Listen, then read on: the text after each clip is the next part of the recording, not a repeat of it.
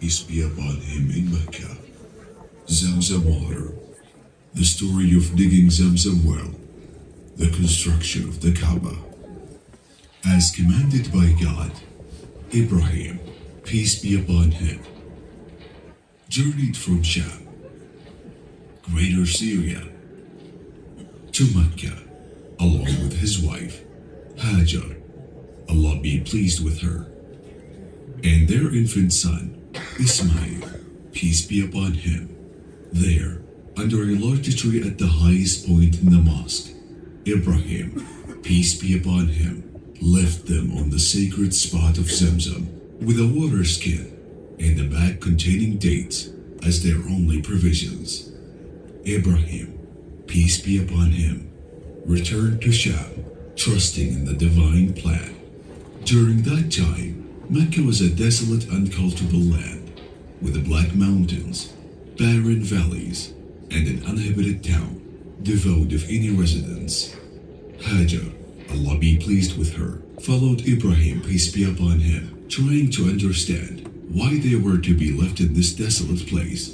She called out, "O Ibrahim, O Ibrahim, where are you going, leaving us in this valley, where there is no person with whom we may find companionship, nor is there anything of benefit?"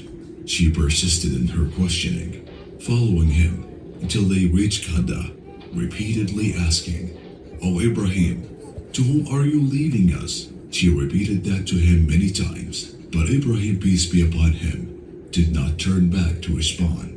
Then she asked him, "Has God commanded you to do this?" He, peace be upon him, affirmed, "Yes." She then uttered words of profound faith, saying, "Then he will not neglect us."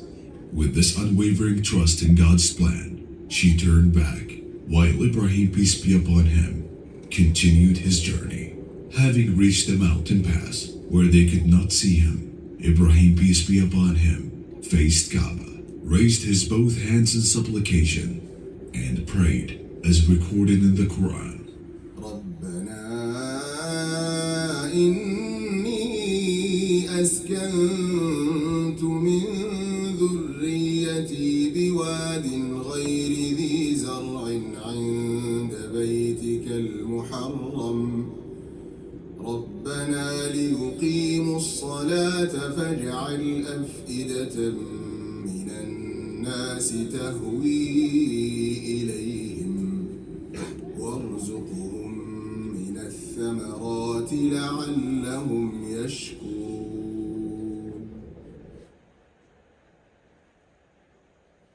Hajar, Allah be pleased with her, remained with her son, Ismail, peace be upon him, for several days. As their food and water ran out, signs of anxiety and fear surfaced.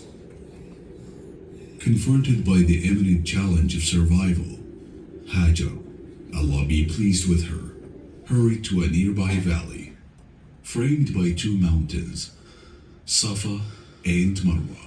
Opting for Safa, the closer of the two, she ascended its heights, surveying the valley in the hope of spotting someone. Yet, finding no one, she descended and embarked on a determined sprint across the valley towards Marwa. Mounting Marwa and still encountering solitude, she persisted in her search. Despite the absence of any visible aid, Hajar, Allah be pleased with her, clung to her unwavering trust in God's relief. She continued this poignant journey, back and forth between Safa and Marwa, completing 7 rounds. In a moment of introspection, Hajar, Allah be pleased with her, considered returning to check on the state of her child. However, her solitude was interrupted by an unexpected sound. She hushed herself. Then, filled with a mixture of longing, hope, and anticipation, she cried out, "Help! Help! If you have any good to offer, help!" Suddenly, Angel Jibreel, peace be upon him, appeared near the location of Zamzam. He struck the ground with his wing, and water gushed forth. Hajar, Allah be pleased with her, was not only astonished, but also filled with boundless joy at the manifestation of God's generosity and the miraculous survival of her infant. She started scooping and collecting the flowing water, and as it surged, she drank and nursed her child. At this moment, a profound sense of tranquility and peace enveloped her, replacing the anxiety that had gripped her heart. Then Jibril, peace be upon him, reassured her, "Don't be afraid of being neglected, for this is the house of God, which will be built by this boy and his father, and God never neglects his people." Afterwards, some people from the tribe of Jurham arrived at the lower part of Mecca and observed a bird hovering, a telltale sign of the presence of water in the seemingly barren valley. They sent a messenger to investigate further. He found Hajar, Allah be pleased with her, and her son, peace be upon him, by a spring of flowing water. They approached her and sought permission to settle in the vicinity. With her gracious approval, they brought their families and established their home there. And Hajar, Allah be pleased with her, found solace in the companionship of Jurham tribe.